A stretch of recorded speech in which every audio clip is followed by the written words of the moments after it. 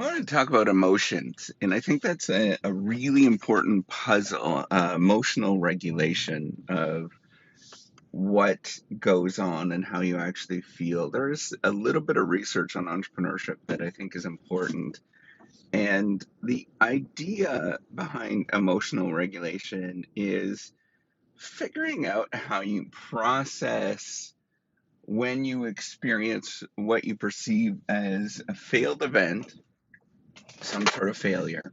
But also, I think on the other side, that's important is how you process the sort of elation that you get from success, right? And I think having a steady state is very important in terms of figuring out how you deal with um, the uncertainty that you actually feel.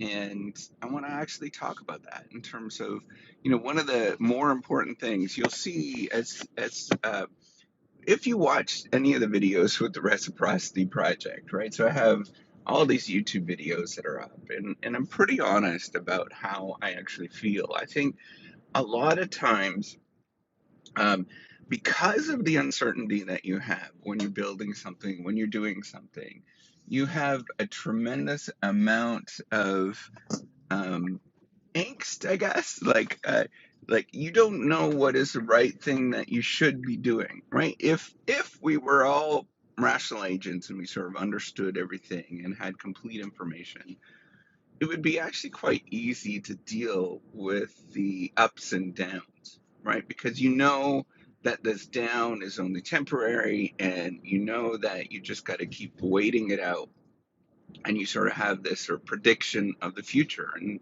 there's a little bit of research. I have studied a little bit of delayed gratification, and there's a little bit of research that sort of suggests that that is a possibility that goes on, right? That there is a sort of a rational. We're looking at how long we can wait. We're sort of making a rational prediction on how long we can wait with something.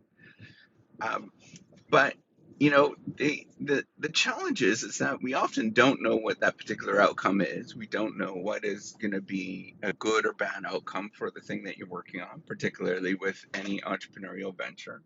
Um, and we don't have a good sense of when that's actually going to happen, right? It's a very, very complex system that you're working within, and you don't have a good sense of the outcomes that you're actually going to experience. You believe that there is kind of a loose intention. You sort of have intentions that will turn into be a good outcome, right? That's the idea behind the gumption, that you just keep working towards something, kind of almost it feels indefinitely every day, and you keep working at it.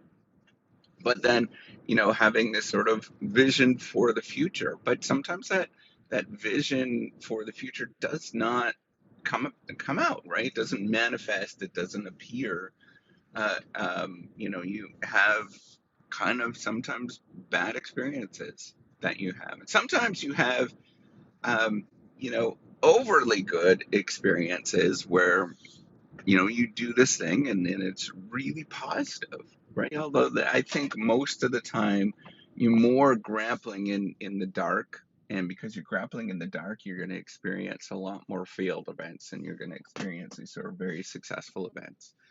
Now, I would say on the success side, that's pretty easy to suggest that often what we're going to do, and this is really baked within the behavioral view of the firm, is that if you experience a success, you're probably going to be exuberant. And the evidence suggests that you're more than likely to sort of promote this and tell other people and sort of propagate um, these are the sort of successful ways, even though you don't understand what's going on, right? So the principle behind what I'm suggesting is we really don't understand things very well.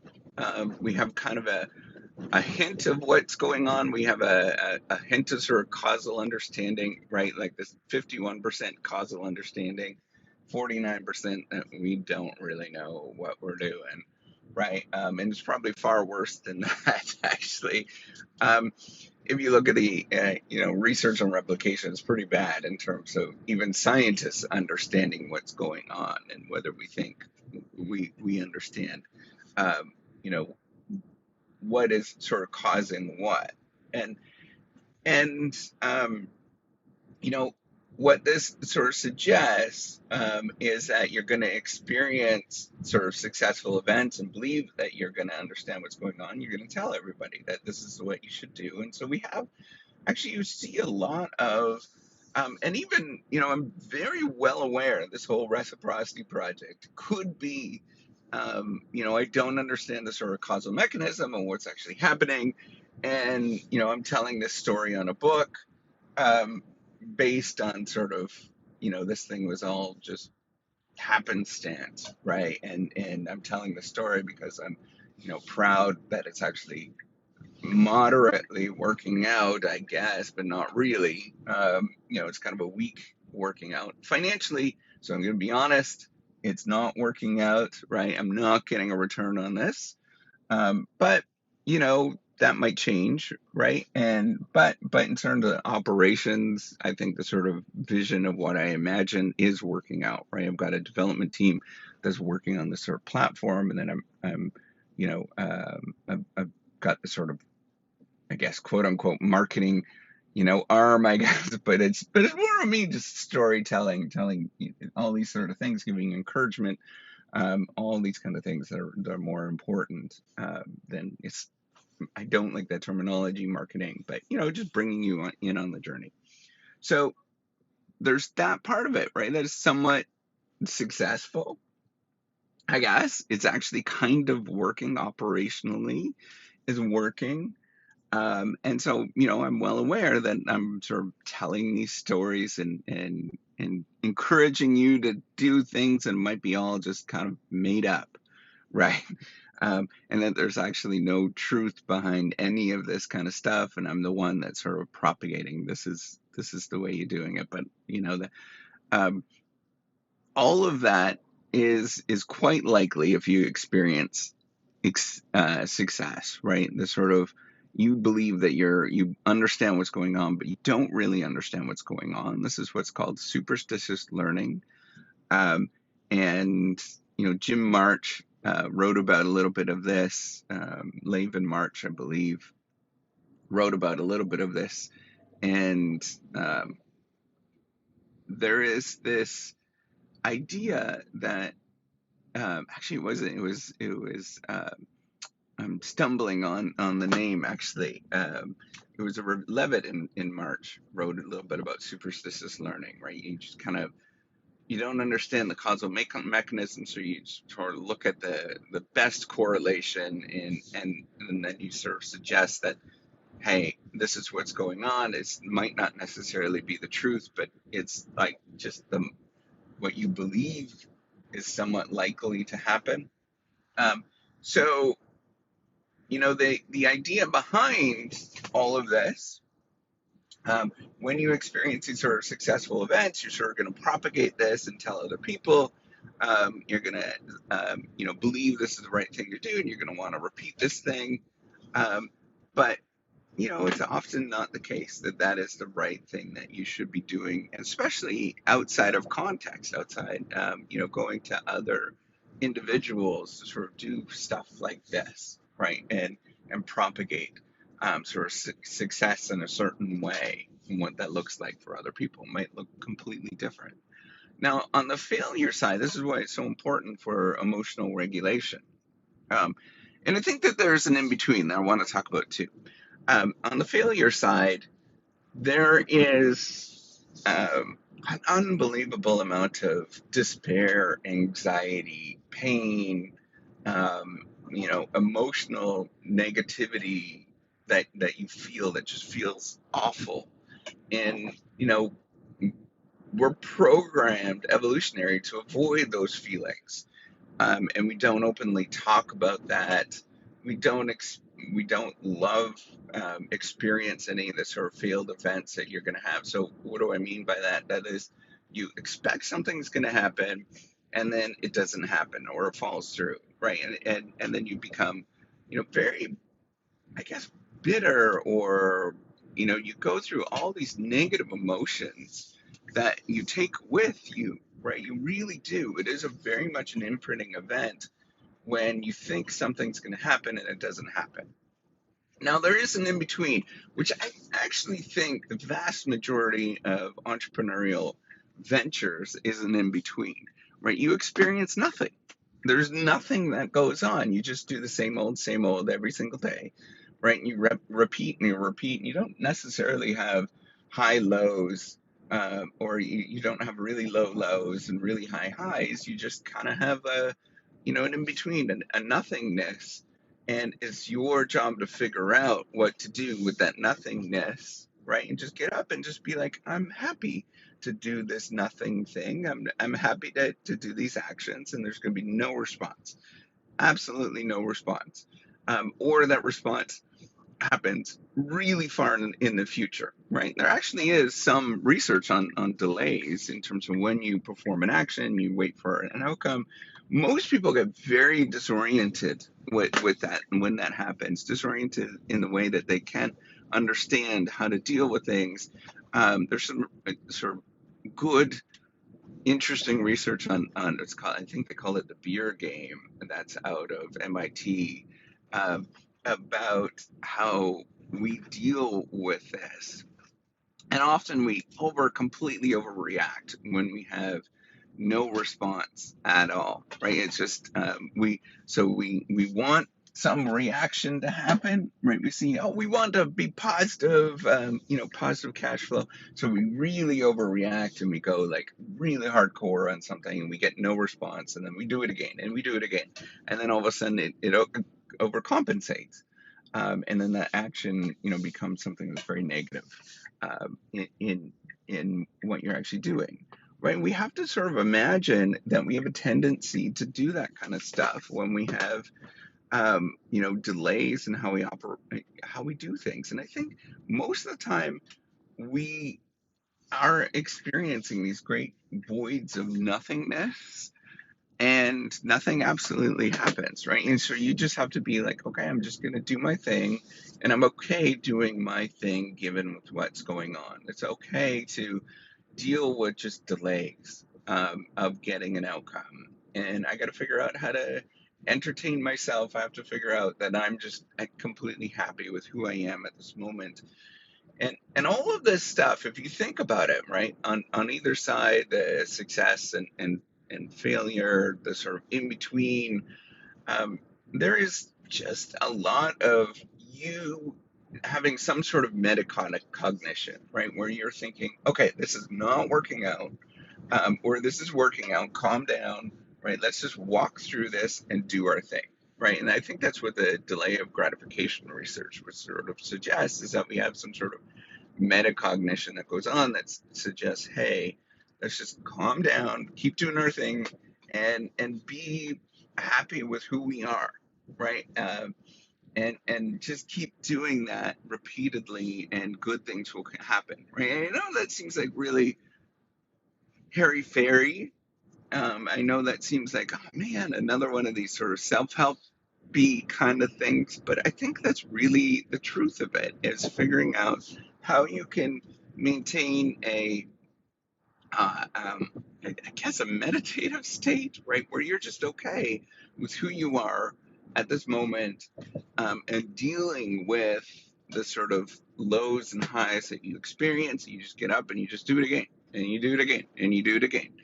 And I would imagine that virtually almost anything that requires expertise, anything that requires, building a capability or a skill set, is very much this, where you just get up, you do your thing, and that's it. Every single day. You keep trying to do it every single day, regardless of what is happening, whether you feel, a tremendous amount of sort of positive, feelings, and then that's when you sort of slow it down, because that's where you're more likely to take sort of large risks. If you're very elated, you might be more likely to take large risks because you're sort of tainted.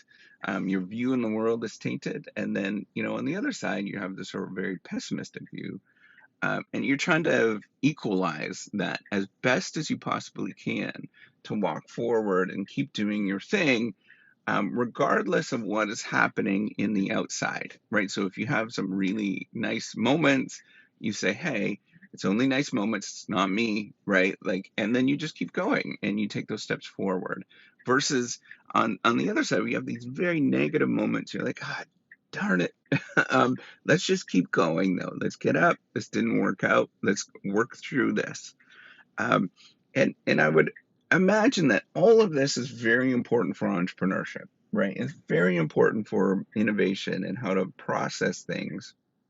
Is, thinking about, how do I deal with this? And I think we need to put a strong emphasis, encouraging people to say, hey, I'm just going to keep doing my thing, being okay with being slightly independent, and being slightly like breaking those social norms, right? Now, remember, breaking social norms is not a nice feeling. You feel a lot of enemy, you feel a lot of just, you feel kind of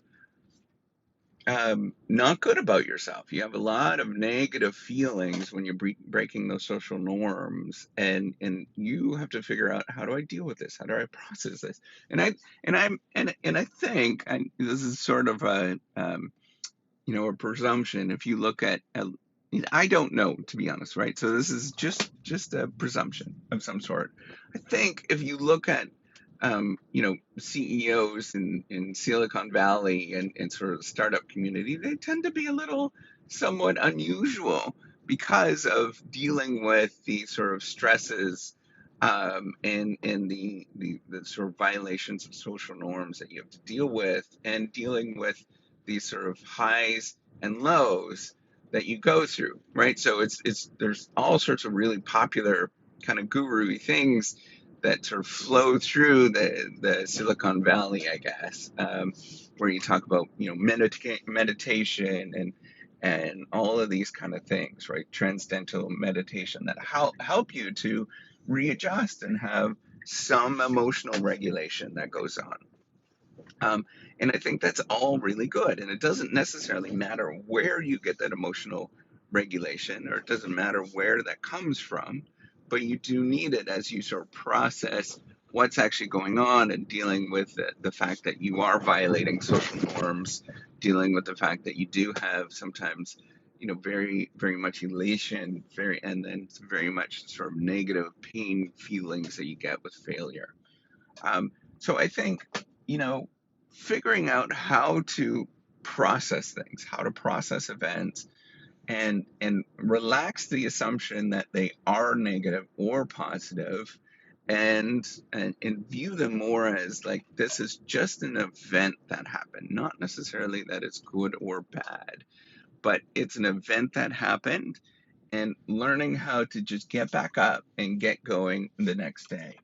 Um, Regardless of what happens, and sort of follow that same pathway of what you think is the right pathway going forward. So I think that's all I want to say about emotions. I think it's very important, where you all experience this. I've experienced, if you go through and do anything entrepreneurial or innovative, I went through a lot of dealing with these emotions and processing them. Particularly, I guess I want to add a little bit more. Um, it's the type and style and the pace of sort of emotions that you feel sort of varies throughout the process, right? As you're building something, initially it's a lot of like dealing with nothingness, right? That there's nothing happening, nobody's paying attention. How do you deal with this? How do you cope with this? And then towards, in the middle and towards the end, it's more of lots of people are paying attention to this. And then I have to figure out how to deal with this added attention, this added focus that I've never, experienced before, and figuring out how to walk my walk, to disregard, to not be part of the sort of social norm and the social pressures that you feel, and just keep doing things that you think are positive, that you think are very much like I can do this in a nice, coherent way. And that's why I think, you know, at the end of it, I think that's why it's so important to stress, emotional regulation that I do, right? Like just being kind, being nice to yourself, being kind and nice to other people, um, so that you can get up and get doing the same thing every day, right? Like figuring out how you can be kind to yourself, what that might look like. For me, it's a lot of exercise. For me, it's trying to distance myself from things that make me feel negative, and being okay with that. There's a lot of things that happen along the way that you have to deal with and process, and learning how to just figure out how to regulate this, right? So when I say be kind, it's more of a let's figure out how to, yes, we have these sort of highs and lows, figure out how to process it so we're not being mean to yourself and mean to other people. I think it's a very important thing. It comes back to kindergarten of figuring out how to deal with yourself and figuring out how to deal with interacting with other people. They're so vitally important for dealing with anything within the entrepreneurial process. Um, so I think that's it. I think that's what I'm going to say. I want to end with just be kind. Kind to yourself, be kind to other people. Um, it takes practice to be kind. It's not an easy thing, but it takes a lot of practice to be kind. All right, take care. All right, sorry. I want to add a couple more things. The first thing is if you experience sort of a breach in how you deal with things, right? So you're overly emotional and you do something that you're not proud of. Just get back up and think about how you might process this, to encourage yourself to get back up. But also think about if you did something that was you're not proud of to other people, think about how you might get back up and work it through in kind of in an intelligent way where you are, just owning up to your mistakes, owning up to what you actually did. And that's to encourage you to be kind. I think that is a key thing, is remembering that we all make mistakes, right? If it's repeated many, many times, right? You've repeated it 3 or 4 different times. Well, then you probably need to get some help. Some emotional support of some sort. So going and talking to a health professional to deal with some of these challenges that you go through. There's nothing wrong with that. It's just talking to somebody.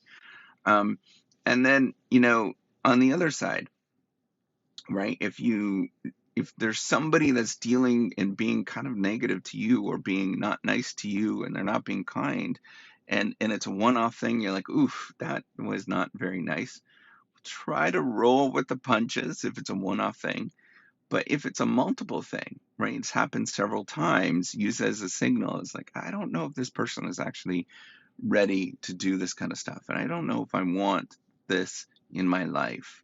And figure out how to essentially terminate that relationship, back off, disregard, like figure out how to distance yourself in various different ways, right? And you have different mechanisms to distance yourself. If it's an employee, you can think about terminating that employee, figuring out different ways to to help that employee find different opportunities.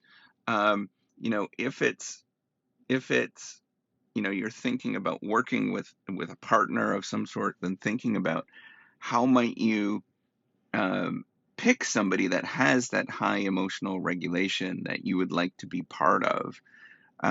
All of these kind of things are very important when you're thinking about just essentially the emotional intelligence.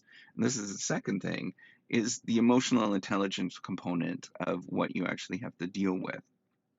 And so processing and dealing with having somebody that has high emotional intelligence, I think is actually more important than anything else, is somebody that can sense when somebody else is down, and help to pick them up, right, and encourage them.